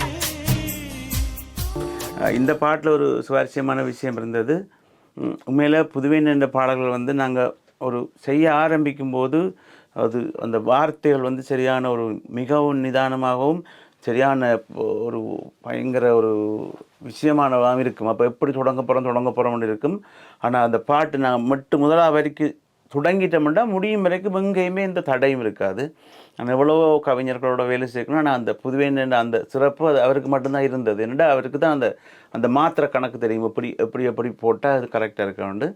அப்போ இந்த பாட்டில் கூட நான் இந்த மேகம் வந்து கீழே இறங்கி முத்தம் கொடுக்கும்ன்ற வார்த்தை அனுபல்லவியாக தான் போட்டிருந்தவர். முன்னுக்கு கல்லறைகள் உடை திறக்கும் கருவறையாக தான் போட்டிருந்தவர். அப்போ நான் முதலாவது இசையமைக்கிறேன் பார்க்காம பயப்படாமல் நான் அதை தூக்கி முன்னுக்கு போட்டு பாடி விட்டுட்டேன். பாடிட்டு இந்த மெலடியை புதுவெண்ணைக்கு போட்டு காட்டிக்க புதுவெண்ணை கண்ணை மூடி கேட்டுட்டு நல்லா இருக்குது. ஆனால் முதல் பாட்டிலே கவிஞர் பாட்டில் கை வைக்கிற அளவுக்கு உனக்கு துணிச்சல் வந்துட்டு சொன்னவர். அப்போ நான் அப்படின்னா மாற்றிட்டேன். இல்லை நல்லா இருக்குது, இதை யார்கிட்டையும் சொல்லாதுன்னு இந்த எல்லோரும் கை வச்சுருவாங்களா, அப்படி இல்லை அது சொல்லக்கூடாது, நல்லா இருக்குது, அடுத்த பாட்டிலேருந்து அப்படிலாம் செய்யலாதுன்னு எனக்கு சொன்னார். அந்த மாதிரி அந்த புதாக்களோட எண்ணத்துக்கும் புதாக்களோட புதுசாக செய்யணுன்ற சிந்தனைக்கும் நிறைய வழிவிட்டு தந்த ஒரு தான் புதுவேன்னு. உண்மையில் நான் பெருமைப்படுறேன். என்னோடய முதலாவது ஆல்பத்தில் முதலாவது பாடல் புதுவேன் என்ற பாட்டை இசையமைச்சென்று பெருமைப்படுறேன். அதுக்கு பிறகு நிறைய பாடல்கள் சொல்லப்போனால் சாந்தனன் இந்த கல்லறை மேனியர் கண் திறப்பார்களே கார்த்திகை நாளிலே, அதுபோல் தமிழ் சொல்லணை அண்ணன் அந்த பாடல். நித்திய புன்னகை அழகன் இங்கு நீள் துயில் கொள்ளுகிறான். நாங்கள் தொட்டு எழுப்பவும் சொல்லி அழைக்கவும் ஏதும் பேசாமலே தூங்குகிறான். தம்பியே தமிழ் செல்வனே எங்கள் தானை தலைவனின் பிள்ளையே உன்னை இழந்தது உண்மையா. பாலாங்களுக்கு செய்த ராஜபறவை சிறக விரிக்கும் என்ற பாடல். இப்படி நிறைய பாடல் சொல்லிக்கொண்டே போகலாம். கிட்டத்தட்ட நான் ஒரு 60 பாடல் கிட்ட புதுவேன் என்ற பாட்டு இசையமைச்சிருக்கிறேன். அதில் கடைசியாக ஒரு பாட்டு தான் எங்களோட ஈழ போராட்ட வரலாற்றிலே கடைசியாக செய்யப்பட்ட பாடல். இப்போ மிகவும் பிரபல்யமாக இருக்குது. நீங்கள் அதை கேட்டுப்பீங்க. இந்த கண்ணுக்குள்ளே வைத்து காத்திடும் வீரரை மண்ணுக்குள்ளே விதைத்தோம். இந்த பாட்டு புதுவேன் எழுதி தரும்போதே சொன்னார், போராட்டம் முடிவுக்கு வந்துன்னு இருக்கு, எப்போ நிற்கும் என்ன நடக்கும்னு தெரியாது, நாங்கள் கடைசி வரைக்கும் போராடி கொண்டே இருப்போம், நாங்கள் கலைப்படைப்போல கடைசி வரைக்கும் உயிர் போகும் வரைக்கும் நாங்கள் செய்து கொண்டே இருப்போம்னு சொல்லி புதுக்குடிப்பில் ஒரு ஆர்மி அந்த இராணுவம் ஒரு 6 கிலோமீட்டர் இடைவெளியில் இருக்கிற ஒரு இடத்துல கூட நாங்கள் ஒரு ஸ்டூடியோ அமைச்சு செய்யப்பட்ட பாடலாம் இந்த பாட்டு. இந்த பாட்டு மேலே வீரர்களே மாவீரர்களே, இந்த பாடல் சாந்தனன் என்ன மகன் பாடியிருந்தவர். இந்த 2 பாட்டும் தான் புதுவேன் கடைசியாக எழுதின பாட்டு. அதிலும் கடைசியாக செய்யப்பட்ட பாட்டு கண்ணுக்குள்ளே வைத்து. இதில் என்ன சோக சம்பவம்ண்டா, இந்த பாட்டு தலைவருக்கு அனுப்பப்பட்டு அண்ணா அவ்வளவு போராட்ட இதுக்குள்ளேயும் அதை கேட்டு நல்லா இருக்குன்னு சொல்லி அந்த பாடலை வெளியில் போடணும்னு சொன்னவர். ஆனால் புதுவேன்னா அந்த பாடலை கேட்கல. அந்த பாட்டு பிறகு அங்கே வெளியிடப்படவும் இல்லை. பிறகு போராட்டம் அந்த எல்லாம் அமைதியாகின பிறகு திருப்பி வெளிநாட்டில் ஒரு ஆள் அந்த பாட்டு வழியாகினது. இப்போ அந்த பாட்டு மிகவும் பிரபல்யம். எங்கே போனாலும் அந்த பாடலை ஒரு பாடங்கொண்டு கேட்குற அளவுக்கு அது நல்ல பிரபல்யமாக இருக்குது. அந்த பெருமையும் எனக்கு தான் இருக்குது. புதுவேன் இந்த கடைசி பாடல், புதுவேன் கடைசியாக எழுதின வன்னியில் வச்சு எழுதின கடைசி பாடல் நான் செய்தன்ற பெருமை இருக்குது. புலிகளால் உருவாக்கப்பட்ட திரைப்படங்களில் புதுவை ரத்தினதுரை தன் பாடல்களால் படங்களை வீச்சடையச் செய்தவர். கொட்டும் மழை நாளில் இவள் உப்புவிக்கவில்லை புயல், கொண்டடிக்கும் நாளில் இவள் மாவு விற்கவில்லை, பட்டு கனவோடு சும்மா காத்திருக்கவில்லை, பேரும் பாரச்சுமையோடு எதிர் பார்த்திருக்கும் பிள்ளை, கடலில் ஒரு நாள் இவளின் உறவை படையின் பேய்கள் கொண்டார், இந்த அழகின் நினைவில் அதுவே தினமும் படமாகிறதே என்றாள். திரைப்படத்தை முடித்த பிறகு ஒரு ட்ரெய்லர் என்று சொல்லி கொண்டு போடுவாங்க. அது உருவாக்கிய கதை எப்படியெல்லாம் நாங்கள் செய்தனாங்கள் என்று சொல்லி அவர்கள் ஒரு முன்னோட்ட நிகழ்ச்சி ஒன்று செய்வாங்க. அப்படியான நிகழ்ச்சிகளை நாங்கள் தொலைக்காட்சியிலே பார்த்திருக்கிறோம். முதல் நாங்கள் நேரடியாக தரிசிக்கின்ற வாய்ப்பை ராஜனும் திரைக்கண் திரைப்பட வெளியீட்டு உருவாக்க பிரிவினரும் தந்ததுக்கு எங்களுடைய நன்றியை தெரிவித்துக் கொள்கின்றோம். நான் திரைப்பட உருவாக்க பிரிவினருக்கு அன்புடனும் உரிமையுடன் சொல்ல போவது இதுதான். இந்த பிரம்மாண்டங்கள் எல்லாம் நிச்சயமாக உங்களுடைய படங்களினூடாக பார்க்க தரிசிக்க நாங்கள் மிகவும் ஆவலாக காத்திருக்கின்றோம். கலை பண்பாட்டு கழகத்தால் முதல் உருவாக்கப்பட்ட தாயக கனவு எனும் குறும்படம் பதிவாகிறது.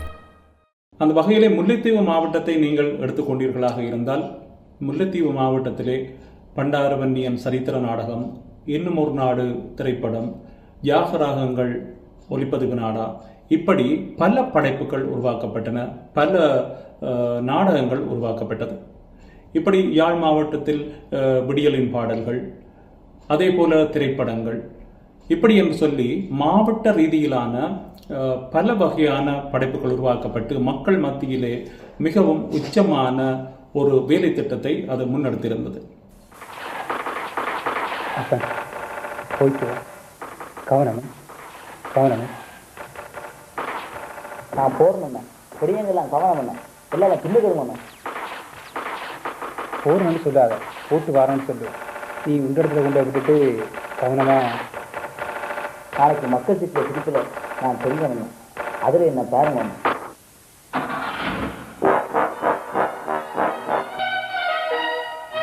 உங்களுக்கு மட்டுமெங்கள் உணர்வுகள் புரியும், ஊமைகளாய் நாம் இருக்கும் காரணம் தெரியும்.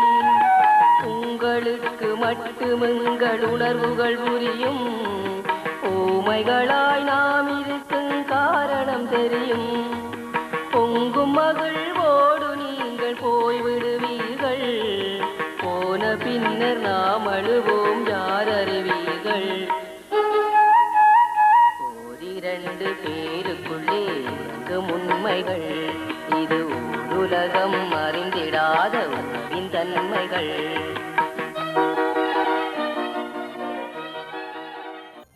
நிதர்சனம் பிரிவால் மாதாந்தம் வெளிவந்த ஒளிவீச்சு எனும் காணொளி வடிவத்திற்கு கலை நிகழ்வுகள், உணர்வுமிக்க கவிதைகள், கவியரங்கத்தில் தலைமை கவியா என கலைத்துறையின் வளர்ச்சிக்கு பெரும் பலமானார். உறவுகள் வேரில் விடுதலை நீரை ஊற்றிடும் ஒளி வீச்சு, எங்கள் தலைவனின் வழியில் தாயகம் தன்னை தாங்கிடும் ஒளி வீச்சு.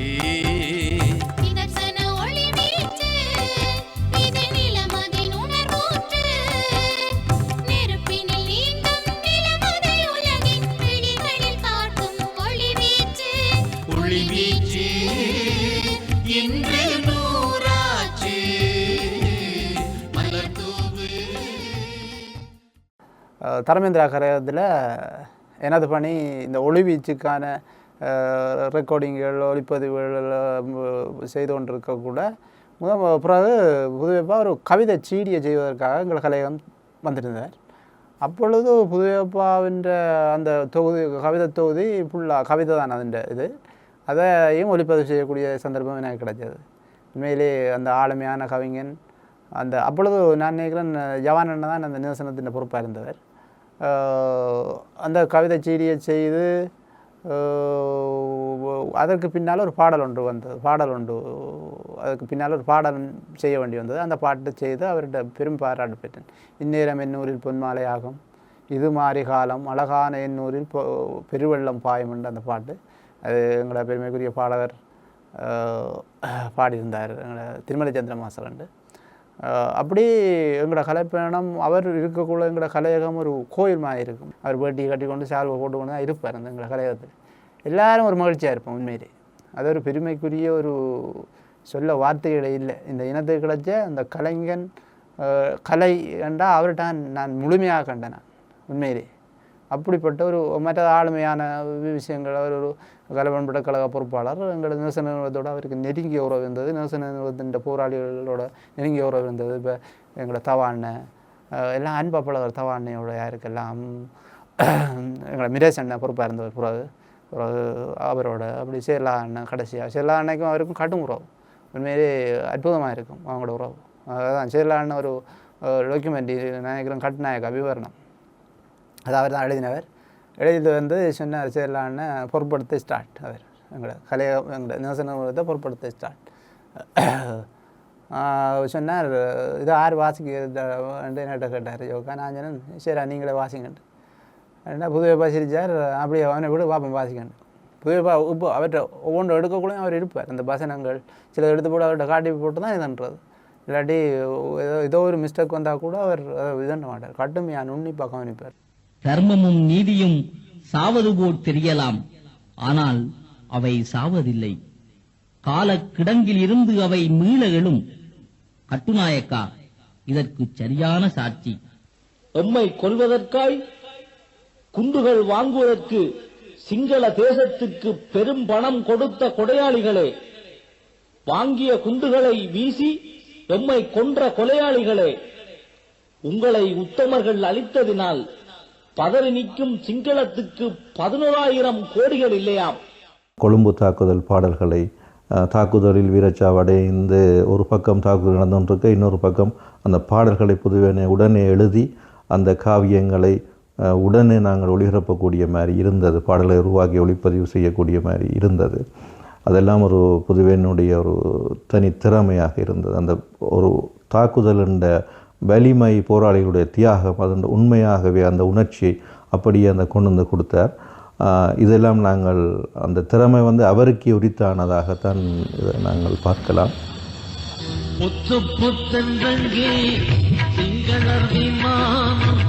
பூமியில் விழுகுதாம் ஐயா, பொற்றென்றங்கே திங்களர் விமானம் பூமியில் விழுகுதாம். சமாதான காலங்களை முன்னெடுத்த நேரங்களில் கலை பண்பாட்டுக் கழகமும் நிதர்சன பிரிவும் இணைந்து வடக்கு கிழக்கில் மானுடத்தின் தமிழ் கூடல் எனும் நிகழ்வை சிறப்பாக ஒழுங்கமைத்தது. எனது பிரியத்துக்குரிய சிங்கள நண்பர்களே, 5 நாட்களாக உங்களுடன் நாங்கள் கழித்தோம். 25 வருடங்களுக்கு பிறகு 25 வருடங்களுக்கு பிறகு நாங்கள் 5 நாட்கள் உங்களிடம் கழித்தோம், பேசினோம், சிரித்தோம், கதைத்தோம். இத்தனை நாள் எங்களுக்கான கதவுகள் அடைக்கப்பட்டிருந்தன. எங்களுடைய வாய்களும் உங்களுடைய வாய்களும் பேச முடியாமல் இருந்தன. இன்று நீங்கள் பேசினீர்கள், நாங்கள் கேட்டோம், நாங்கள் பேசுகிறோம், நீங்கள் கேளுங்கள். ஏன் இந்த விதி எங்களுக்கு ஏற்பட்டது? இந்த தேசத்தை, இந்த இலங்கையை தமிழன் நேசித்தது போல சிங்களவர் கூட நேசிக்கவில்லை. தமிழன் தான் மிகவும் அற்புதமாக இந்த தேசத்தை நேசித்தான். வேணிச்சங்கரர் தொண்டர்கள் என்று வீடு தோறும் இறப்பவர்க்கெல்லாம் மாணிக்க மல்லி பிச்சை கொடுத்திடும் மாவலி கங்கை நாடங்கள் நாடே என்று பாடியவன் தமிழன். அதற்கு சிங்கள அரசு எங்களுக்கு தந்த பரிசு என்னன்றதை நீங்கள் 5 நாட்கள் பார்த்தீர்கள். மஞ்சுளாவிய மாடங்கள் தோறும் மயில்கள் போல் மடவார்கணம் சூழு மஞ்சரோருக பள்ளியில் வான் சிறை அன்னவண்ண குழாம்பிளை ஆடிடும் துஞ்சு மேதி சுறாக்களை சீர சுறாக்களோடி பலாக்கனி கீறி இஞ்சி வேலியில் மஞ்சளில் போய்விடும் ஈழமண்டல நாடங்கள் நாடே என்று பாடியவன் தமிழன்.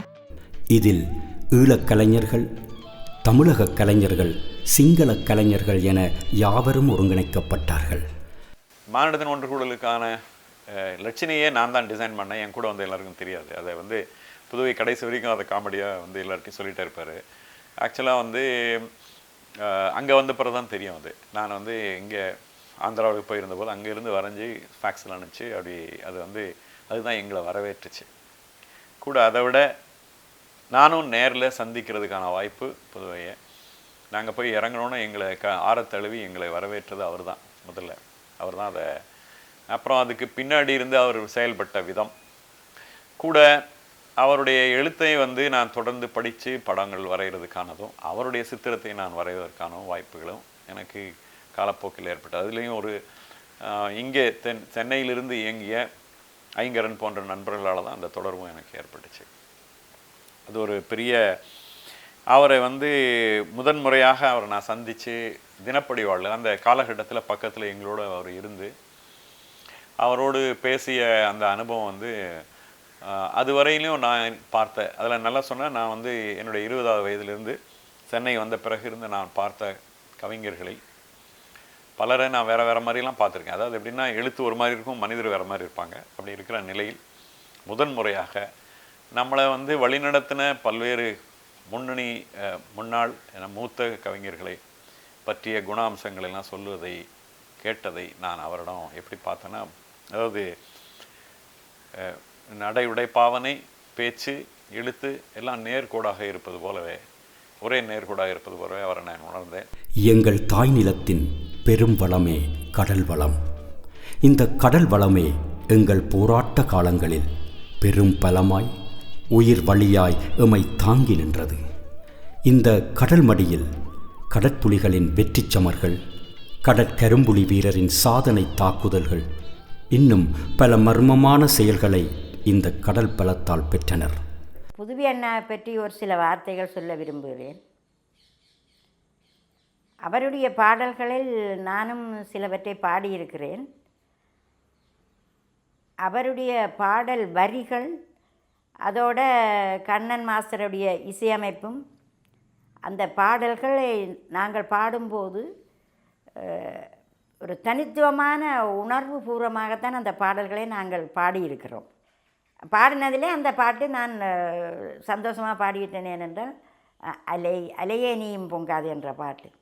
அலையே நீயும் பொங்காதே, இலக்கினை நீயும் மறைக்காதே. அதே மாதிரி பாடல்கள் அலையே நீயும் பொங்காதே, மற்றது எம்மை நினைத்து யாரும் கலங்கக்கூடாது, மற்றது போரம்மான்ற பாட்டு நானும் குமாரசாமி என்ற ஒரு அண்ணா அவரும் சேர்ந்ததை நாங்கள் பாடினோம். அந்த பாட்டு பாடக்குள்ளேயே எனக்கே ஒரு வந்த மாதிரி இருந்தது. அப்படியான ஒரு பாட்டு. ஆனால் அவருக்கு அது பிடிக்கல.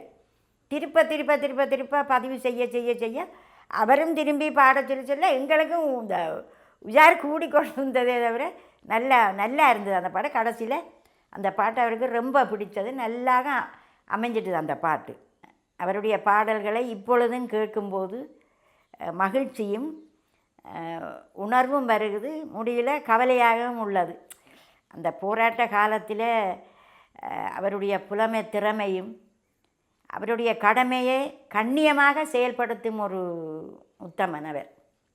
காவிய படையல் நிகழ்ந்தேறிய இந்த கடல் மடியை, கரும்புலிகளின் ஈகத்தை, வெற்றியை, தளபதிகள், போராளிகள், உயிர் கொடைகளை என யாவையும் புதுவை அண்ணனின் பாடல்கள் மிக மிக அற்புதமாக்கும்.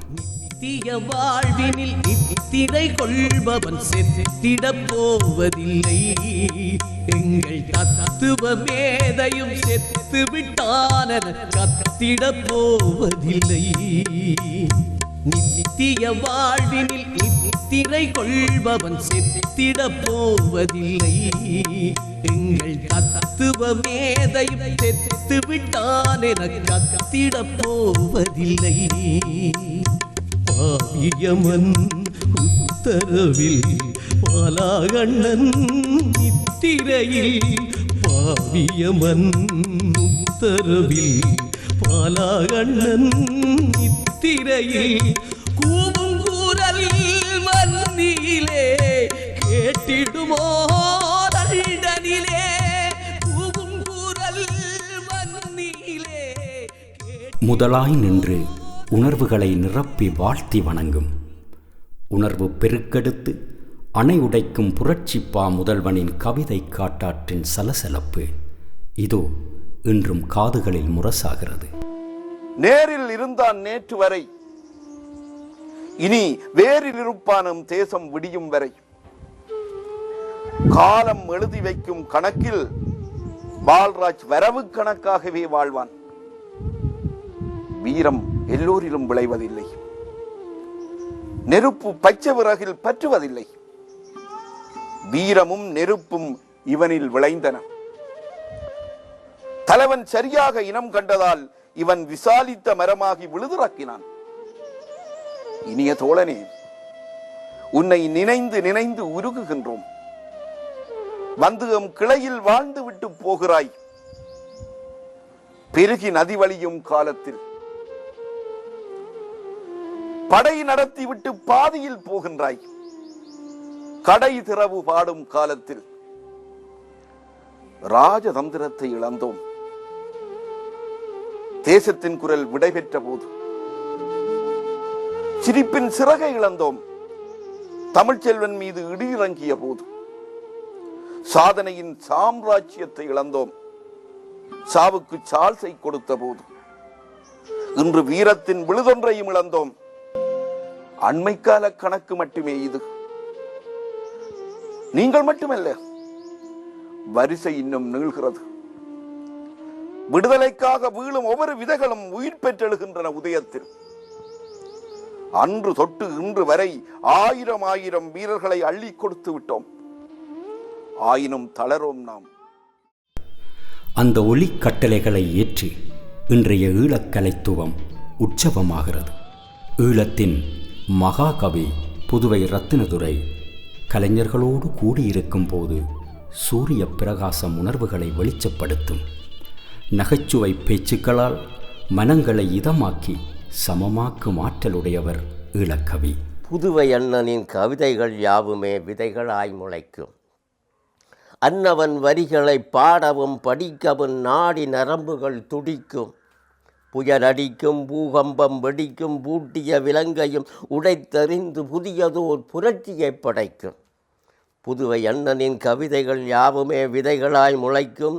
அன்னவன் வரிகளால் பாடவும் படிக்கவும் நாடி நரம்புகள் துடிக்கும். புயலடிக்கும், பூகம்பம் வெடிக்கும், பூட்டிய விலங்கையும் உடைத்தறிந்து புதியதோர் புரட்சியை படைக்கும்.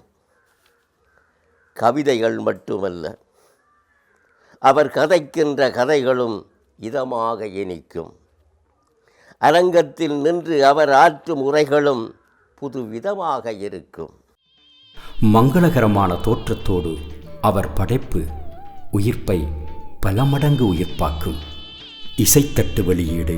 இசைக்குறுந்தட்டினை விடுதலை புலிகளின் கலை பண்பாட்டுக் கழக பொறுப்பாளர் புதுவை ரத்தினதுரை அவர்கள் வெளியிட்டு வைக்க முதல் பிரதியினை தமிழீழ தேசிய தலைவர் திரு வி.என். பிரபாகரன் அவர்கள் பெற்றுக்கொண்டார். அந்த வெடிமருந்து செல்லுகின்ற வாகனத்தையும் வெடிமருந்து சுமந்து செல்கின்ற அந்த போராளியையும் நாங்கள் வார்த்தைகளால் சொல்ல முடியவில்லை.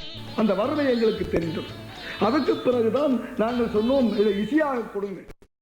கவிதை புத்தக வெளியீடு, வீர நினைவுகளின் உணர்வு வெளியீடு என யாவிலும் புதுவை அண்ணன் உச்சத்தின் உச்சமாவார்.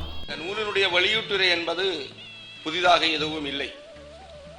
உண்மையிலே அது அந்த 3 பேருடைய கையிலே இருக்கிறது. இந்த மதிப்பூற்றல்களை நிகழ்த்த போறவருடைய கையிலே தான் இந்த வெளியீட்டுரையும் இருக்கிறது.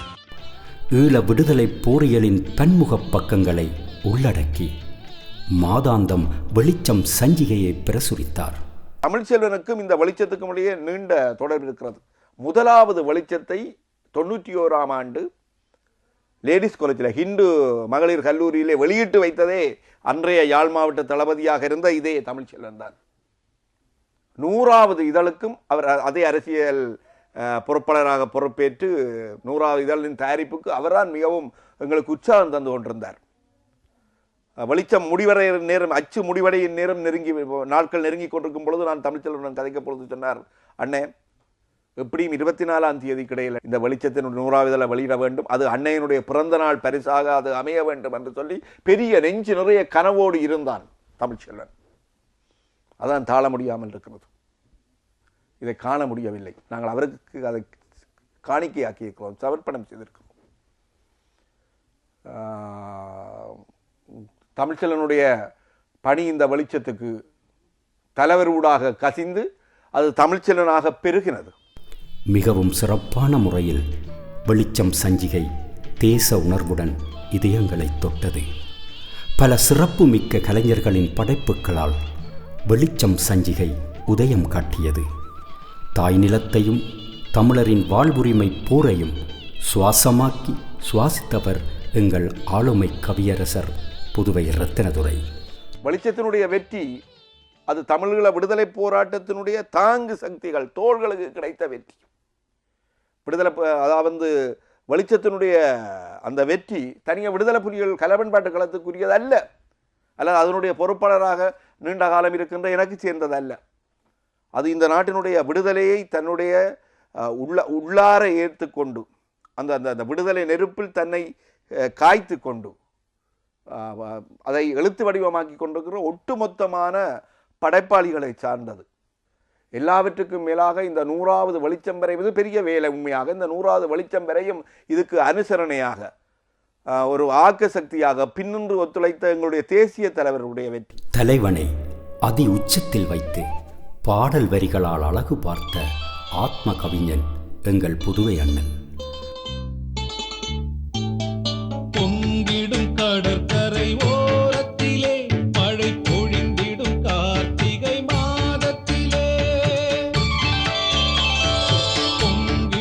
கடற்கரை ஓரத்திலே மழை பொழிந்திடும் கார்த்திகை மாதத்திலே மங்களம் தங்கிடும் நேரத்திலே எம் மன்னவன் பிறந்தால் ஈழத்திலே மங்களம். தாய் மண்ணின் போர் அனலில் நின்று கொண்டு அவர் வீசி எறிந்த கவிக்கணைகள் விதைகளாகி முளைகளாகி இன்று பெரும் விருட்சமாகி வியாபித்திருக்கிறது. அவருக்கு மரபு கவிதையும் கைவந்தது, புது கவிதையும் கைவந்தது. மரபு கவிதை எங்கெங்கு பயன்பட்டது என்றால் கவியரங்கங்களுடைய கவிதைகள் மரபு கவிதைகளாக வெளிவந்தன. அவருடைய புது கவிதை எங்கே என்றால் பத்திரிகை கவிதைகள். விடுதலை புலிகள் பத்திரிகையிலே மாதந்தோறும் உலைக்களம் என்ற ஒரு கவிதை அம்சம் இருந்து வந்தது. அந்த உலைக்களம் இவருடைய கவிதைகளாலேயே மாதந்தோறும் நம்பி வந்தது. அந்த புது கவிதையினுடைய வீச்சை, அவருடைய புதுக்கதையுடைய வீச்சை பார்க்க வேண்டும்னா அந்த வியாசனுடைய அந்த உலைக்களம் கவிதைகளை வாசிக்க வேணும். ஆனால் அந்த கவிதைகள் நல்லா மயங்கி மாதந்தோறும் அந்த கவிதையை வாசிக்காமல் விட மாட்டேன். அப்படி அவன சிரமமான புது கவிஞன்.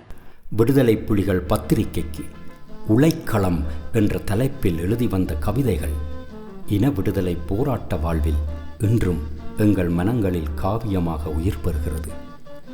தெய்வீகமான அந்த நினைவுகளை கையெடுத்து கும்பிட்டு தேசபக்தியின் பாதையில் பயணிக்கிறது உணர்வுள்ள தமிழினம். ஒரு நூல் வெளியீட்டு நிகழ்வில்தான் முதலாக அவரை சந்திக்கின்றேன். முல்லை இயேசுசாதன் அவர்களின் நீளமாகி வரும் கடல் என்கின்ற அந்த நூலின் வெளியீட்டு நிகழ்வு முல்லைத்தீவில் நடைபெற்றது. அந்த நிகழ்விற்கு என்னையும் அழைத்து சென்றிருந்தார்கள். அண்ணன் புதுவை அவர்கள் வெளியீட்டுரையை நிகழ்த்தினார். மிக உணர்ச்சிகரமாக நடைபெற்ற அந்த நிகழ்வில் அந்த சந்திப்பு மிகவும் உணர்ச்சிகரமாக இருந்தது. கட்டிப்பிடித்து உச்சி முகர்ந்து என்னை ஆற தழுவி அன்பு செலுத்திய ஒரு அற்புத கவிஞர் அவர். கலை கொண்டு களம் செய்த புதுவை அண்ணனின் புதுமை புதிர் காப்பரனாகி தமிழை தமிழர் வாழ்வழகை காவல் செய்கிறது. விடுதலை புலிகளின் கெரில்லா படை தாக்குதல் முதல் மரபு வழி தாக்குதல் வரை இருந்து அந்த வீர போரியல் அழகை தன் கவிதையால் பாடல்களால் உயர்வு பெற வைத்த உன்னதமான ஒரு போராளி கலைஞன் புதுவை அண்ணன். எமது தேச விடுதலையில் 2 களங்கள் இருந்தன. ஒன்று அரசியல் களம், இன்னொன்று சண்டை களம். இந்த சண்டை களத்தை எடுத்து பார்த்தீர்களாக இருந்தால் ஆரம்ப காலத்திலிருந்தே இறுதி வரைக்கும் எங்களுக்கு படைபலம் ஒரு பிரச்சனையாகவே இருந்தது. இந்த நெருக்கடியான நேரங்களிலெல்லாம் புதுவை அண்ணனுடைய பங்களிப்புகள், அவருடைய வேலை திட்டங்கள் மிகவும் உச்சமாக இருந்தன. குறிப்பாக ஜேசுக்குரு இராணுவ நடவடிக்கை உங்கள் அனைவருக்கும் தெரிந்ததாக இருக்கும். அந்த ஜேசுக்குரு இராணுவ நடவடிக்கை ஏனையின் ரோட்டை பிடித்து கொண்டு வன்னி பெருநிலப்பரப்பை பிரிக்கின்ற சூழலில் அமைந்திருந்தது. அது மாங்குளம் வரையிலே அந்த சண்டை வளர்ந்த பொழுது புதுவை அண்ணா ஒரு மிக துல்லியமான திட்டமிடலை மேற்கொண்டார். அதுதான் சூடடிக்கும் காலம். அந்த சூடடிக்கும் காலம் என்கின்ற பெயரை கொண்ட ஒரு கிராமிய அரங்காற்றுகை நிகழ்வு மக்கள் மத்தியிலே பயங்கர பீதியாகவும் பயங்கர குழப்பங்களையும் ஏற்படுத்தியிருந்த காலம் அது. அந்த வகையிலே மக்களுக்கு தெளிவை ஏற்படுத்த வேண்டும், அவர்கள் விழிப்புணர்வு அடைய வேண்டும் என்பதற்காக நேரடியாக புதுவை அண்ணியை களத்தில் இறங்கினார். கோவில் தேர் படைக்கும் சிற்பக் கலைஞனாக ஆரம்பங்களில் தன்னை ஈடுபடுத்திய வாழ்வை ஈழப் போராட்ட சமர் நிலத்தில் ஆயுத தேரசைய கலைவாழ்வால் அச்சாணியாக்கினார். தேர் செய்கின்ற பணியிலே அவர் ஈடுபட்டார். தேர் செய்வதென்பது மிக நுணுக்கமான காரியம், சாதாரண விடயம் அல்ல. அந்த தேரை கொண்டு வந்து கடைசியில் நிறுத்துகின்ற பொழுது நாங்கள் பார்த்து பிரமித்து போகிறோமே. ஆனால் அதற்குள்ளே இருக்கிற சின்ன சின்ன சிறிய விடயங்கள் எல்லாம் இந்த கலைஞனாலே மிக மிக நுட்பமாக அமைக்கப்படுகின்றது. இந்த மண்ணுங்களின் சொந்த மண் என்ற பாடல் மூலம் அவர் இலட்சியப்படுத்திய தாயக நிமிர்வு வலுவான தேச வாழ்வின் பதியமாக இன்றும் நிறைந்திருக்கிறது. எரிகுண்டு காயப்பட்டு ஒரு போராளி கொஞ்சம் ஆபத்தான நிலையில் இருந்தார். அப்போ நான் அந்த போராளியிடம் வெளில போய் கதைக்க அந்த போராளி என்னிடம் சொன்னார், மிகவும் கஷ்டப்பட்டு தான் நான் கதைத்தார். நான் அப்போ நான் இருப்பேனோ தப்புவேனோ எனக்கு தெரியல. ஆனால் நான் அப்படி சாகிறதுன்றாக புதுவரத்தில் என்று பாட்டை கேட்டுக்கொண்டு தான் சாக வேணும். அதாவது இந்த மண் செங்கலின் சொந்த மண் என்ற பாட்டை கேட்டுக்கொண்டு தான் நான் சாகணும். ஒரு பொறுப்பாளர்கிட்ட சொல்லிவிடுங்க, தனக்கு பிரச்சனையும் பெற வேண்டாம், அந்த பாட்டை பக்கத்தில் போட சொல்லிட்டு எனக்கு கண்கள்லாம் கலங்கி விட்டுட்டேன்.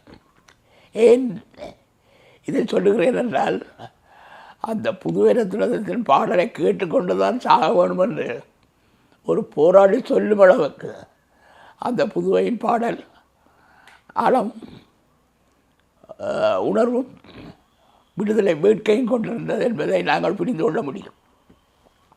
இவ்வாறு புதுவையின் ஆற்றலையும் புதுவையின் உணர்வையும் புதுவையின் அர்ப்பணிப்பையும்